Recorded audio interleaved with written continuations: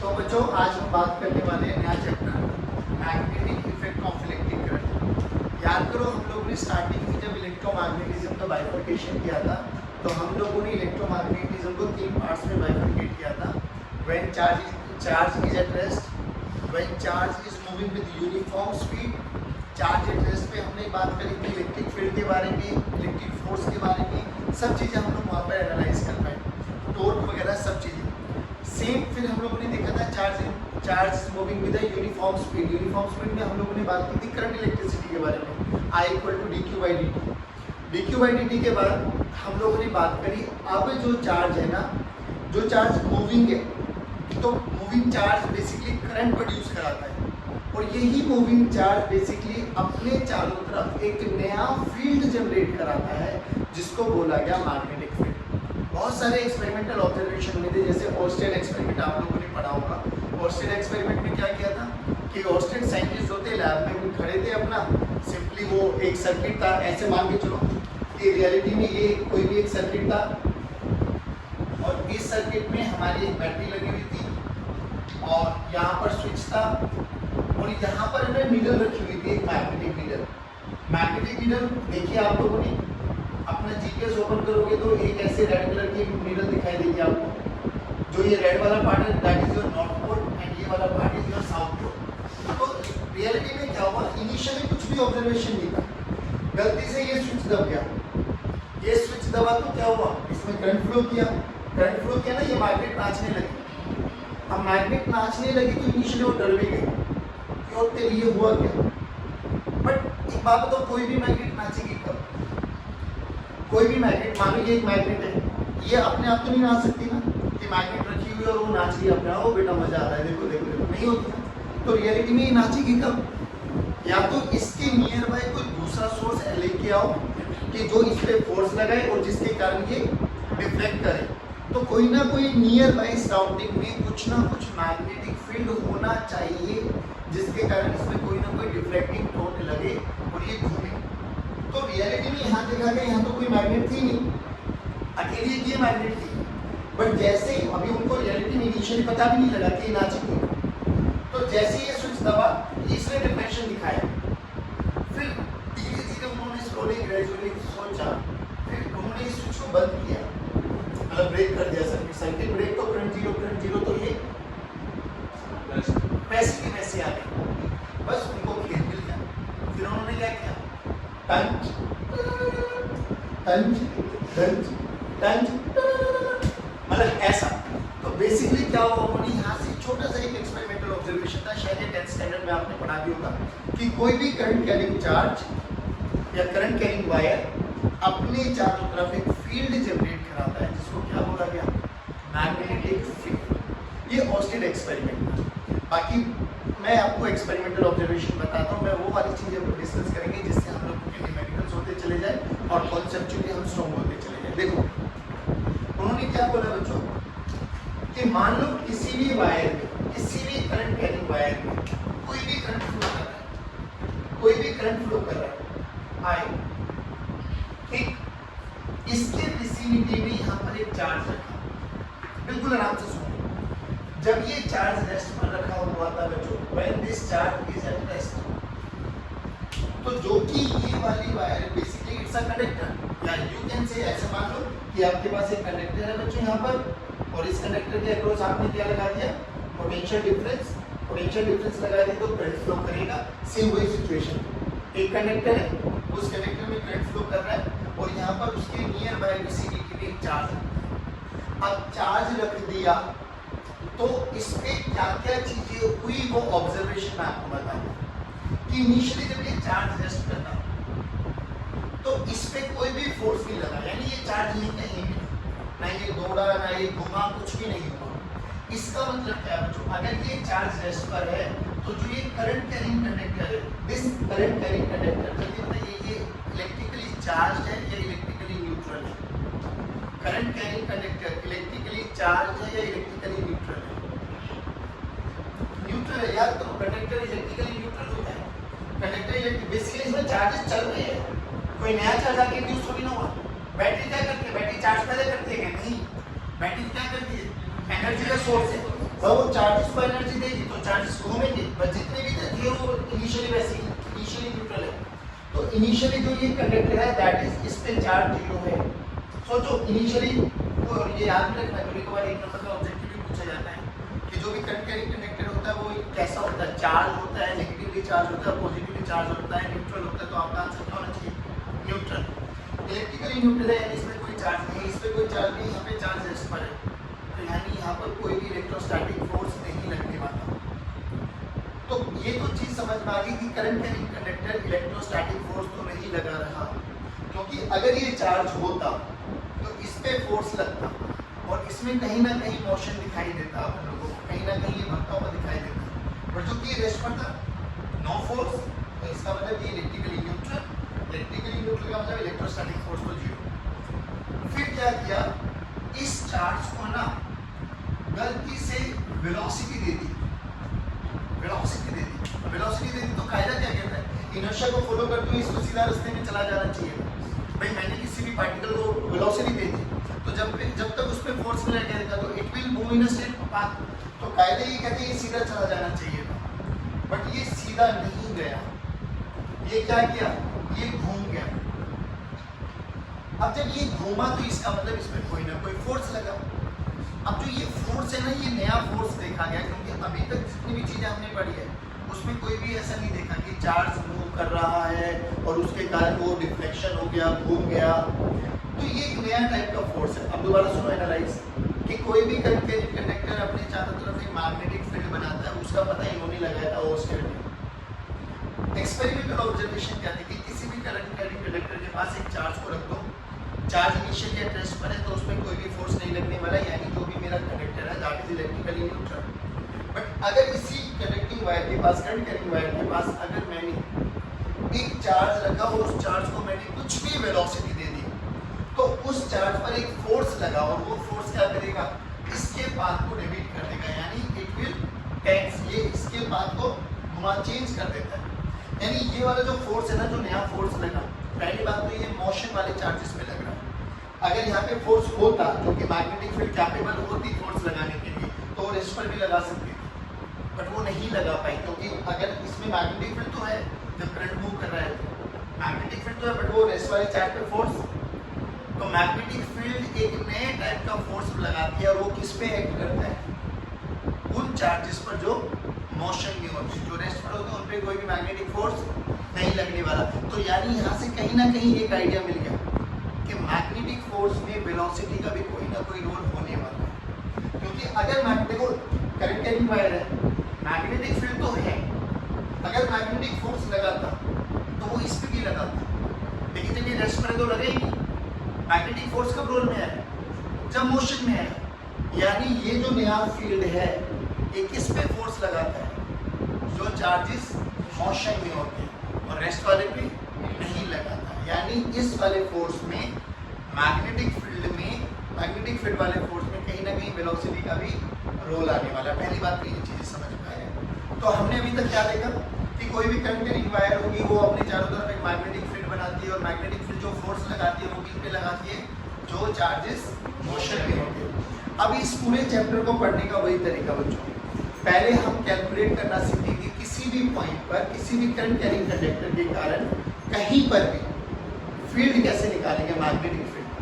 Magnetic field एक vector quantity होती है, जैसे हमारे पास इलेक्ट्रिक फील्ड एक वेक्टर क्वांटिटी होती है। वहाँ पर इलेक्ट्रिक फील्ड की यूनिट हम लोगों ने देखी थी न्यूटन पर कूलम, यहाँ पर मैग्नेटिक फील्ड की यूनिट होती है टेस्ला। और आगे जब हम लोग EMI पढ़ेंगे तो इसी को हम बोलते हैं Weber per metre square, Weber per metre square, ये भी इलेक्ट्रिक मैग्नेटिक फील्ड की यूनिट होती है। तो मैग्नेटिक फील्ड कैलकुलेट करना है, मैग्नेटिक फील्ड कैलकुलेट करने के लिए हमारे पास यहाँ पर दो लॉज बनते हैं, एक बायट-सावर्त लॉ, एक ampere circuital law. Ampere circuital law ditto analogy चलने वाले, जैसे वहाँ पे गोस थ्योरम पढ़ेगी डिट्टो। मैं फिर कह रहा हूँ लेक्चर में बिल्कुल तुम्हें समहाउ सिमिलरिटी लगने वाली है, यहाँ रियलिटी में कुछ ना कुछ सेम चीज़ें फील होने वाली है, बट हाँ बहुत सारी चीज़ें डिफरेंट भी आने वाली है। तो पहले हम सीखेंगे मैग्नेटिक फील्ड की कैलकुलेशन। मैग्नेटिक फील्ड की कैलकुलेशन हमें दो लॉज से करनी है, one is Biot Savart and second one is Ampere circuital law. Biot Savart जो एनालॉजी रहेगा वो हमारे कूलम्ब्स लॉ के भी जैसा रहने वाला है, और जो एम्पियर सर्किटल लॉ रहेगा वो एनालॉजी रहेगा हमारे गॉस लॉ के बिल्कुल डिट्टो सेम रहेगा, कुछ कन्वर्जन करने वाले हैं। जैसे हम लोग मैग्नेटिक फील्ड कैलकुलेट करना सीख लेंगे, फिर हम देखेंगे कि मैग्नेटिक फील्ड में कोई भी चार्ज मूविंग अगर हम रख दें तो it will experience a force, तो फिर हम फोर्स की कैलकुलेशन करेंगे। फोर्स की कैलकुलेशन के बाद हम लोग देखेंगे टॉर्क की कैलकुलेशन, और फिर हम इनकी प्रिंसिपल देखेंगे कि भैया फोर्स के कारण हम कौन कौन सी एप्लीकेशन पढ़ने वाले हैं, टॉर्क लगने के कारण हम कौन कौन सी एप्लीकेशन पढ़ने वाले हैं। फिर लास्ट में हमारा टॉपिक आता है गैल्वेनोमीटर, और गैल्वेनोमीटर के बाद हम देखेंगे गैल्वेनोमीटर की कन्वर्जन। गैल्वेनोमीटर वही वाला गैल्वेनोमीटर है जो अभी तक हम लोगों ने करंट इलेक्ट्रिसिटी वाले चैप्टर में देखा था, कि अगर हम एक गैल्वेनोमीटर को सर्किट में लगाते हैं तो हमें नल पॉइंट देखना होता था। नल पॉइंट का मतलब क्या है कि हमें वो वाला पॉइंट देखना होता था कि जहाँ गैल्वेनोमीटर में करंट जीरो फ्लो करे। यानी रियलिटी में अगर मैं बात बताऊं तो गैल्वेनोमीटर एक ऐसी डिवाइस है जो किसी भी सर्किट में करंट के होने ना होने का पता लगाता है। तो ये हमारे पूरे चैप्टर का बाइफरकेशन था, ठीक है। तो आज हम बात करने वाले इसकी पहली लॉ, जिसको हम बोलते हैं बायट-सावर्ट लॉ। और बायट-सावर्ट लॉ ने क्या बोला, मैं फिर कह रहा हूँ ये लॉ है, तो इसका बेसिकली पूरा एक्सपेरिमेंटल ऑब्जर्वेशन बताऊंगा कि रियलिटी में ऐसे लगाते हैं, फॉर्मूला डिराइव होगा, उस फॉर्मूले के बेस पर हमें एप्लीकेशन करनी है। तो रियलिटी में मान के चला कि ये हमारे पास कोई भी करंट कैरिंग वायर है, ठीक है बच्चों, करंट कैरिंग वायर है, इसकी कोई भी लेंथ मान लेते हैं, लेट्स से एल का length of the current carrying wire, ठीक है। अब जब इसमें करंट कैरिंग वायर मानी गई, हमसे बोला गया इस पॉइंट पर कैलकुलेट मैग्नेटिक फील्ड। ये करंट कैरिंग वायर है और हमें इस पॉइंट पर मैग्नेटिक फील्ड कैलकुलेट करना। मैं फिर कह रहा हूँ, जो फॉर्मूले में यूज होने वाले पैरामीटर्स हैं उन पैरामीटर्स को ध्यान से देखना, क्योंकि बहुत सारी चीजें नहीं लगने वाली आपको। तो सबसे पहले क्या करोगे, जो ये एक वायर है, इनफाइनाइट वायर मान, इसके कारण बहुत छोटे एलिमेंट मान, एक स्मॉल एलिमेंट, ऐसे बहुत छोटे एलिमेंट मान। तो कायदा क्या कहता है, इन सभी एलिमेंट्स के कारण निकालो और उनको वेक्टोरियली ऐड कर दो, ठीक है। अभी हम एक एलिमेंट के बारे में चूज कर लेते हैं। मान लीजिए हमने एक छोटा सा एलिमेंट माना जिसकी लेंथ कितनी है बच्चों, डीएल। अब ये बताओ, ये डीएल बहुत छोटा बहुत बड़ा, बहुत छोटा, पहली बात इसको बोलते हैं स्मॉल एलिमेंट। अब ये जो डीएल है इसकी डायरेक्शन किधर होती है, दैट इज वेरी इंपॉर्टेंट। तो डीएल की डायरेक्शन हमेशा डायरेक्शन ऑफ करंट लेके चलेगी, जिस डायरेक्शन में करंट है उसी डायरेक्शन में डीएल वेक्टर की डायरेक्शन। अगर मेरे पास कंडक्टर स्ट्रेट वायर आ गया, मान लो मेरे पास कंडक्टर ऐसा है, सीधा वायर एकदम स्ट्रेट कंडक्टर, और करंट सीधा ऊपर जा रहा है, मान लो मैंने एक डीएल वेक्टर लिए मान लिया, एक छोटा सा एलिमेंट चूज कर लिया, तो बताओ इसमें डीएल वेक्टर की डायरेक्शन किधर रहेगी, ऊपर की डायरेक्शन, ठीक है। बट जरूरी थोड़ी ना मेरे पास वायर हमेशा कर्व ही है। याद करो, जब हम लोग अपने घर में जब इलेक्ट्रिसिटी का कनेक्शन आता है तो कहीं पर सीधी वायर ले लेते हैं, कहीं पर वो वायर को घुमा भी देते हैं। तो अगर वायर मेरे पास कर्व शेप में आ जाए, तो मान लो कर्व शेप में करंट ऐसे चल रहा है, भाई कर्व शेप में दो ही कंडीशन पॉसिबल होगी, या तो क्लॉकवाइज डायरेक्शन, या इसके अलावा करंट की और कोई सेंस बन ही नहीं सकती। मान लो मुझे यहाँ पर एक छोटा सा एलिमेंट चूज कर लिया, अगर ये छोटा सा एलिमेंट चूज कर लिया, करंट तो क्लॉकवाइज या एंटी क्लॉकवाइज सेंस में मूव करने वाला है, तो मुझे यहाँ पर डीएल की डायरेक्शन कैसे पता लगेगी, तो मुझे यहाँ पर टेंजेंट ड्रॉ कर देना। क्या कर देना बच्चों, टेंजेंट उसी डायरेक्शन में जिस डायरेक्शन में करंट फ्लो कर रहा है। तो यहाँ पर करंट ऐसे फ्लो कर रहा है, तो ये मेरा डीएल की डायरेक्शन है। जल्दी बताओ, ये समझ में आया क्या है? सोचो, अगर एंटी क्लॉकवाइज डायरेक्शन में चल रहा होता तो अब एरो नीचे आ जाता, तो मेरा डीएल की वेक्टर नीचे आ जाती, समझ में आ गया। तो सबसे पहले कोई भी एक हमारे पास कंडक्टर होगा, कंडक्टर कैसा भी हो सकता है, स्ट्रेट भी हो सकता है, कर्व शेप भी हो सकता है, ये दो ही कंडक्टर आने वाले तेरे लिए। तो क्या करो, सबसे पहले डीएल चूज करो, और डीएल की डायरेक्शन हमेशा वो डायरेक्शन होगी जो करंट फ्लो करेगा। स्ट्रेट कंडक्टर में तो या तो ऊपर होगा या नीचे होगा, या ऐसे कंडक्टर होगा तो इधर होगा या इधर होगा, बट कर्व शेप होगी तो along the direction of current चुपचाप टेंजेंट ड्रॉ कर देना। टेंजेंट ड्रॉ कर दे तो करंट की डायरेक्शन डीएल वेक्टर की डायरेक्शन पता लगे। तो सबसे पहला काम क्लियर। दूसरी बात, जिस पॉइंट पर आपको मैग्नेटिक फील्ड कैलकुलेट करना है, इस डीएल वेक्टर के सेंटर से एक पोजीशन वेक्टर ड्रॉ कर दो। पोजीशन वेक्टर का हेड हमेशा उस पॉइंट को रिप्रेजेंट करना चाहिए जहां पर आपको मैग्नेटिक फील्ड कैलकुलेट करना है। दोबारा बोलो कि डीएल वेक्टर के सेंटर से, अब डीएल वेक्टर खुद इतना छोटा है तो क्या उसका सेंटर क्या उसका सेंटर नहीं, तो डीएल वेक्टर ये बनाने के लिए इतना बड़ा बनाया है, बट ये डीएल बहुत बड़ा होता है बहुत छोटा होता है, बहुत छोटा। क्या ये इतना छोटा होता है कि it is approximately tends to 0, तो उसका तो क्या ही तो सेंटर, बट फिर भी इसके सेंटर से आप लोग क्या ड्रॉ कर देंगे, position vector. Position vector is represented by R. और आर वेक्टर का हेड किधर होना चाहिए, जिस पॉइंट पर you have to calculate magnetic field. अब एक बात बताओ, मैग्नेटिक फील्ड स्केलर क्वांटिटी है या वेक्टर क्वांटिटी है? Vector quantity. मैग्नेटिक फील्ड कैसी क्वांटिटी है? अब मेरे पास यहाँ पे दो फिजिकल क्वांटिटी दिखाई दी, जो वेक्टर है, एक डीएल वेक्टर और एक आर वेक्टर। डीएल वेक्टर की डायरेक्शन यहाँ पर किधर है, ऊपर की डायरेक्शन में, आर वेक्टर इधर। तो बच्चों देखो, इधर डीएल वेक्टर ये बना, आर वेक्टर ये बना। दो वेक्टर्स के बीच में एंगल निकालना मुझे आना चाहिए। दो वेक्टर्स के बीच में एंगल निकालने का सिंपल सा तरीका है, या तो दोनों की टिप एक साथ होनी चाहिए या दोनों की टेल एक साथ होनी चाहिए। जो भी उनके बीच में बनने वाला छोटा एंगल होगा, that is the angle between two vectors. तो ए वेक्टर ये रहा, बी वेक्टर ये रहा, तो ये एक थीटा 1 है, ये एक थीटा 2 है। जल्दी बोलो, थीटा 1 है, थीटा 2 है? थीटा 1। सोचो जल्दी बताओ भाई, लॉगिंग का जवाब देगा। लॉगिंग जल्दी बता। ए और बी के बीच में अल्फा और अल्फा एंगल है, अल्फा की वैल्यू मान लो 120 डिग्री। तो ए और बी के बीच का एंगल बता। Very good, 60 degree. कैसे पता लगा? क्योंकि अगर ये तो एंगल नहीं बनने वाला ना, तो ये नहीं बनने वाला, तो हम मोबिलिटी ऑफ फ्री वेक्टर, ये फ्री वेक्टर को उठा के हम कहीं पर भी लेके जा सकते हैं। टर्म्स एंड कंडीशन अप्लाई ना, तो इसका मैग्नीट्यूड चेंज होगा ना इसकी डायरेक्शन, तो अपन इसको यहाँ पे शिफ्ट कर सकते हैं। तो अब ये एंगल बनने वाला है, ये 60 डिग्री। ये चीज समझ में आती है? आप देखो, सारे पैरामीटर्स हो गए, तो ये हमारे पास थीटा चूज कर लिया गया। Theta is what? Angle between DL vector and, बस ये चीज याद होनी है। Theta is the angle between DL vector and, जल्दी जल्दी बोलो बच्चों। सबसे पहले क्या करना है, कोई भी कंडक्टर पे जिस पे भी हमें मैग्नेटिक फील्ड कैलकुलेट करनी है, तो we have to choose a small element. Small element की डायरेक्शन किधर होगी? हमेशा लॉन्ग की direction of current. Curve shape आगे तो टेंजेंट ड्रॉ कर देंगे, स्ट्रेट वायर होगी तो चुपचाप जिस डायरेक्शन में करंट फ्लो कर रहा है वही हमारी डायरेक्शन हो जाएगी डीएल। फिर जिस पॉइंट पे we have to calculate magnetic field, तो क्या करना है, पोजीशन वेक्टर ड्रॉ करना है। पोजीशन वेक्टर का हेड हमेशा उस पॉइंट की तरफ होना चाहिए जिस पे मैग्नेटिक फील्ड कैलकुलेट करना चाहते हो। डीएल और आर के बीच का एंगल भी पता लग जाएगा, थीटा। आप सिंपल सी बात सुनो, ये छोटा सा एलिमेंट है बच्चों, इस छोटे से एलिमेंट के कारण जो यहाँ पे मैग्नेटिक फील्ड है वो बहुत छोटी सी मैग्नेटिक फील्ड है, लेट्स से डीवी। तो इस डीवी का मैग्नीट्यूड कैलकुलेट कर दो, डायरेक्शन निकालना हमें पता लग जाएगा। तो बोला गया कि डीवी का magnitude is directly proportional to current element. अब ये करंट एलिमेंट क्या होगा? जो ये छोटा सा एलिमेंट चूज किया ना बच्चों, डीएल, इसमें कितना करंट फ्लो कर रहा है, तो आईडीएल, आईडीएल को बोला गया करंट एलिमेंट। बात समझ में आई?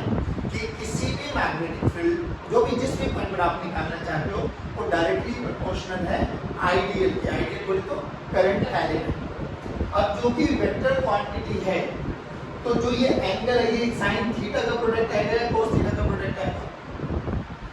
साइन थीटा, वेक्टर क्वांटिटी है बेटा, प्रोडक्ट आएगा तो ए कोस बी आएगा। तो DV is directly proportional to sine theta. और साइन थीटा की खासियत क्या होती है? जैसे जैसे थीटा बढ़ाते चले जाते हो साइन थीटा की वैल्यू बढ़ती चली जाती है। सोच लो, साइन 0 0 होता है, साइन 90 1 होता है, तो जैसे जैसे थीटा इंक्रीजिंग साइन थीटा की वैल्यू बढ़ती चली जाती है। फिर dv is directly proportional to 1/r²। ये इनवर्स स्क्वायर लो है। अब याद करो, आप लोगों ने 3 फील्ड फोर्सेस पढ़ लिए, ग्रेविटेशनल, इलेक्ट्रो और ये नया पढ़ रहे हो, बट तीनों के तीनों फोर्स की सिमिलरिटी देखो, तीनों के तीनों फील्ड फोर्स इनवर्स स्क्वायर लो को फॉलो करते हैं। आप ये देखो Gm1m2/r², Kq1q2/r², और यहाँ पर जो भी फॉर्मूला आएगा उसमें भी 1/r² आ रहा है, यानी ये भी इनवर्स स्क्वायर लॉ को फॉलो करता है। इनवर्स स्क्वायर लॉ क्या कहता है? जैसे जैसे डिस्टेंस बढ़ाते चले जाओगे फील्ड का इफेक्ट कम होता चला जाएगा, यानी फोर्स कम लगता चला जाएगा। बात समझ में आ रही? चले, तो अब इन सबको मर्ज करो, ज्वाइन करो। तो dv का फॉर्मूला देखो बच्चों, डायरेक्टली प्रोपोर्शनल के साइन को हटा के डी राइट है कांस्टेंट के, तो KIDL sin थीटा बाय, बच्चों वही वहां पर k की वैल्यू बोलो जल्दी, क्या बोला था? 1/4 पाई एप्सिलॉन। यहाँ पे k की वैल्यू आ जाएगी बच्चों μ0/4 पाई, μ0/4 पाई। जहाँ पे epsilon not permittivity of free space होता था, यहाँ पे μ0 है permeability of free space, permeability of free space. जैसे वहाँ पर मीडियम में रखने से एप्सिलॉन नॉट चेंज हो रहा था, k टाइम्स एप्सिलॉन नॉट हो गया था EM, एप्सिलॉन एम। वहाँ पर जैसे जैसे मीडियम चेंज करोगे तो म्यू नॉट की वैल्यू भी चेंज होती चली जाएगी। वहाँ पर एप्सिलॉन आर पढ़ा था, क्या पढ़ा था? Epsilon R relative permittivity. Similarly यहाँ पर क्या आ जाएगा? म्यू आर क्या हो जाएगा? Relative permeability. बिल्कुल सेम चलने वाला है, थोड़ा थोड़ा चेंज आएगा, वो मैं आपको साथ के साथ आइडेंटिफाई कराते जाऊँगा। अब देखो इस वहाँ पे के की वैल्यू क्या है बच्चों? 9 × 10 की पावर 9। यहाँ पे म्यू नॉट बाय 4 पाई की वैल्यू आते हैं 10 की पावर -7। अगर मुझे यूनिट निकालनी है कि इस के की यूनिट क्या, देखो इधर ये मैग्नेटिक फील्ड मीटर स्क्वायर, आई की यूनिट एम्पियर, एल की यूनिट मीटर। तो 1 मीटर ने 1 मीटर को उड़ा दिया। मैग्नेटिक फील्ड की यूनिट होती है tesla. Tesla is represented by capital T, ठीक है? तो क्या बन गया? Tesla metre by ampere. Sine theta एक डायमेंशनलेस क्वांटिटी होती है, नहीं आया बच्चों? पक्की बात? तो 10 की पावर -7 अगर यूनिट वाइज लिखना चाहो तो बोलो टेस्ला मीटर पर एम्पियर। जल्दी बताओ आएंगे। बट ये वाली वैल्यू हमें याद रखनी है। म्यू नॉट बाय 4 पाई, जैसे वहां पे 1/4 पाई एप्सिलॉन नॉट देखा था, यहाँ पर म्यू नॉट बाय 4 पाई।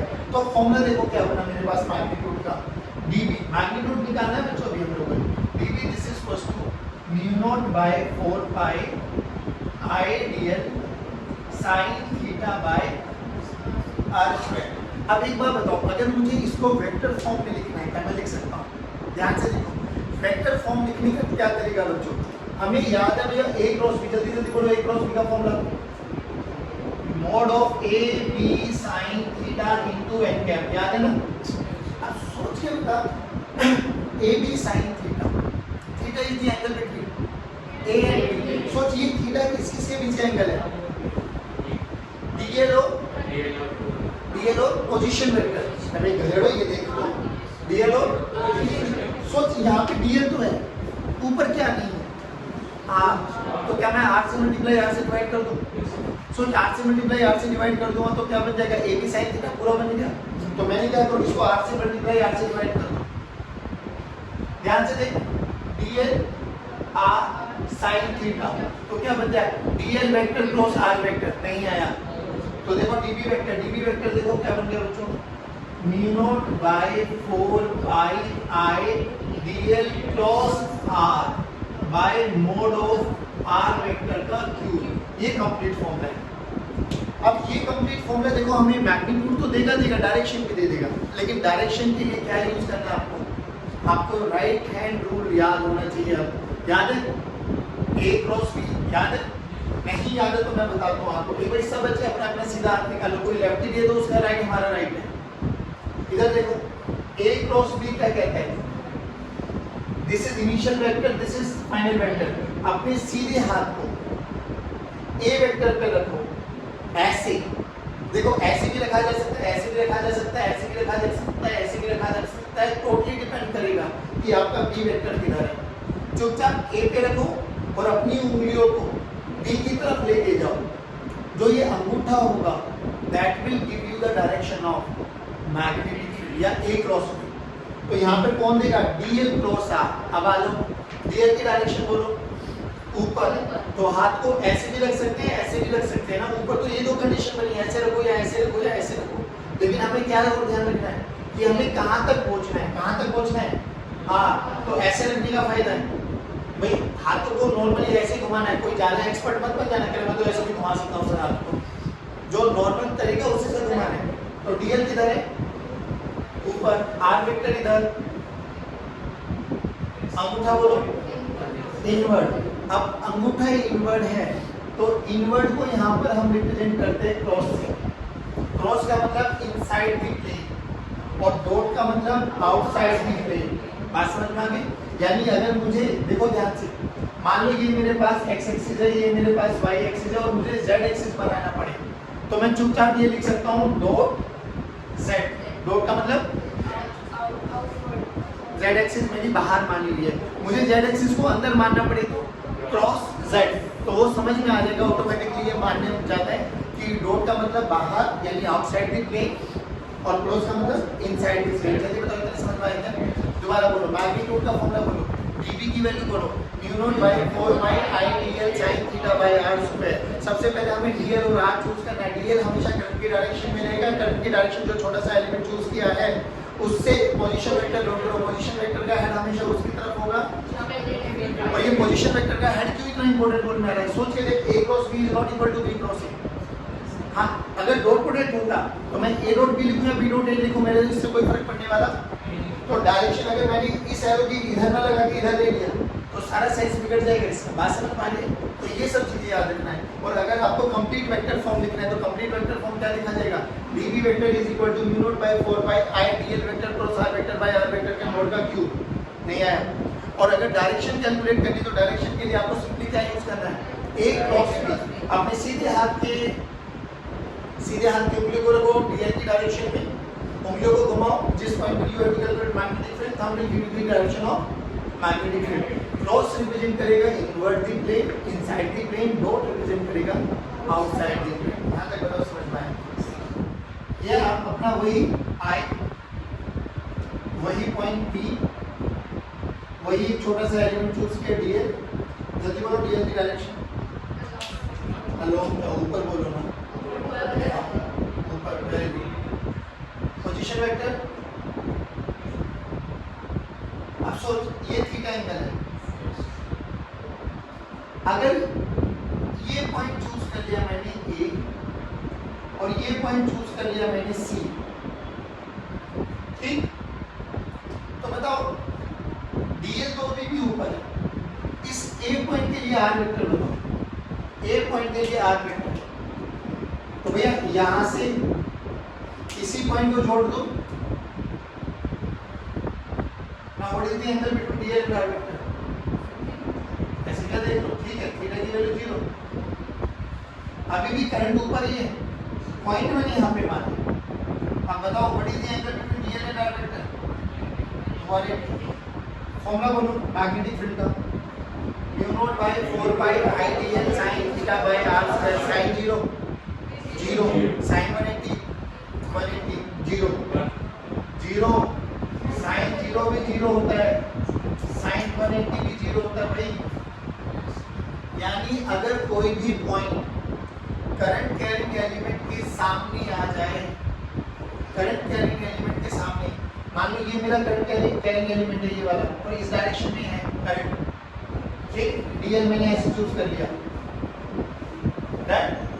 तो अगर ये वाला पॉइंट आ जाए ए और ये वाला पॉइंट आ जाए बी, तो चुपचाप हम क्या बोलेंगे? दोनों पे मैग्नेटिक फील्ड 0, क्योंकि एक पे एंगल बनने वाला है 0 डिग्री और एक पे एंगल बनने वाला है। बट आया नहीं तुम्हें समझ में? अब की बात कि अगर कोई भी पॉइंट करंट कैरिंग एलिमेंट के सामने लाई कर जाता है तो magnetic field at that particular point is always 0। ठीक है भाई? अब देखो, इसकी पहली एप्लीकेशन करते हैं बच्चों, बाय साउंड की application. First application, we have to calculate magnetic field at the centre of current carrying circular coil. बहुत सिंपल सी एप्लीकेशन, देखो क्या है? Magnetic field at the centre of current carrying circular coil. Magnetic field at the centre of current carrying circular coil. Current carrying circular coil. बात समझ में? नहीं, centre of current carrying circular coil. ठीक? अब देखो, अब कॉइल मैंने बना ली, ये भी मेरे पास। बच्चों इसमें करंट को फ्लो कराना है तो ऑब्वियसली मुझे कहीं ना कहीं पोटेंशियल डिफरेंस लगाना पड़ेगा। बहुत छोटा सा कट कर दिया मैंने, देखना कट बहुत है। याद करो, जब कभी भी आप वायर में आपस में कनेक्शन देते हो तो आप इनिशियली कैंची से या चाकू से कट कर देते हो, दैट इज सफिशिएंट। उसमें पोटेंशियल डिफरेंस लगा दो। तो यहाँ पर मैंने पोटेंशियल डिफरेंस लगाया, मान लो ये मेरे पास प्लस v, ये मेरे पास माइनस v। बोलो करंट कैसे चला? ऐसे ऐसे, है ना भाई? अब क्या करो, मुझे सेंटर पे कैलकुलेट करना है। सबसे पहला पॉइंट बताओ, डीएल चूज करना है। बोल कहाँ चूज करेगा? जहां आपका मन करे वहां पे मान। चलो इस पॉइंट पे मान लेता हूं, ठीक? अब करंट ऐसे फ्लो कर रहा है तो यहां से सेंटर से ये ड्रॉ कर दो, ये डीएल वेक्टर आ गया बच्चों मेरे पास। अगला पॉइंट बोलो क्या था? डीएल वेक्टर से के सेंटर से उस पॉइंट को जोड़ो जहां पर आपको, और मैग्नेटिक फील्ड बनाते हुए पोजीशन वेक्टर का हेड हमेशा उसी पॉइंट पर निकालो जहां पर निकालनी है, यानी पोजीशन वेक्टर ये आ गया। अब ये थीटा बना ना, बोलो थीटा कितना बना? थीटा 90 डिग्री बन गया बच्चों। अब इस पॉइंट पर छोटी सी मैग्नेटिक फील्ड निकालो dB, this is equals to mu naught by 4 pi I dx sin 90। अब जो ये r है ये इसका रेडियस बन गया, तो मान लो लेट रेडियस भी बना r है तो डिवाइडेड बाय, बताओ यहां तक कोई दिक्कत?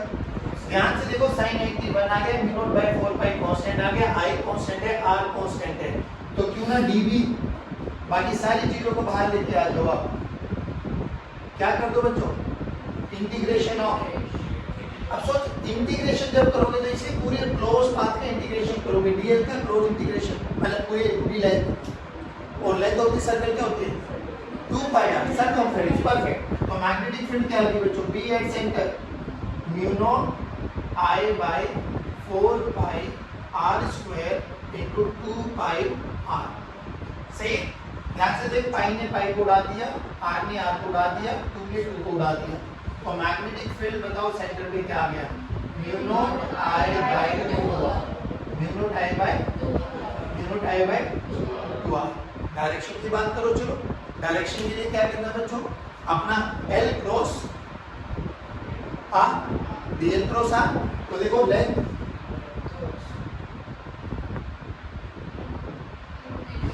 नहीं है, दोबारा देख, लेंथ एलिमेंट ये है ना, सीधे हाथ को रखो लेंथ एलिमेंट की डायरेक्शन में, और ऐसे रखना है कि उंगलियों को घुमा के यहाँ पे लेके आओ, नहीं है, वेरी गुड, तो डायरेक्शन किधर आ गई। अब तू किसी भी पॉइंट पे ले, देख डायरेक्शन अंदर ही आएगी।